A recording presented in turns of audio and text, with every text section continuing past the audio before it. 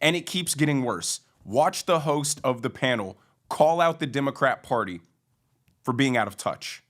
So the Harris campaign, it sounds like, just missed it. I mean, even the Biden campaign leading up to it, they had to be dragged in a way to address the reality that people were feeling extreme economic hardship. We lost this race in 2021 when Joe Manchin and Kirsten Sinema did not support Build Back Better. That was our economic populist plan. It was universal childcare, universal pre-K, affordable housing, jobs, jobs, jobs, something to help people tangibly.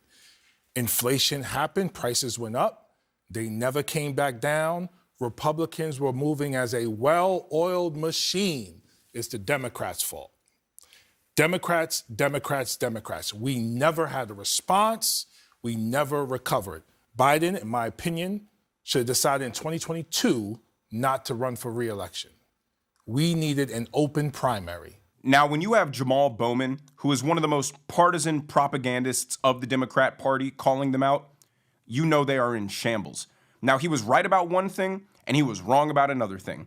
He was right about the fact that the Republicans operated perfectly in their messaging to the American people. They called out the Democrats, highlighted their flaws, and addressed the concerns of the voters. But where he's wrong is saying that somehow Build Back Better, if it was passed, would have been beneficial to the American people. Let me remind you, during the pandemic and a global supply chain crunch, the Democrats ramped up COVID spending. They passed the Inflation Reduction Act, which somehow did the opposite of what it was supposed to do, and they passed the $1 trillion infrastructure bill.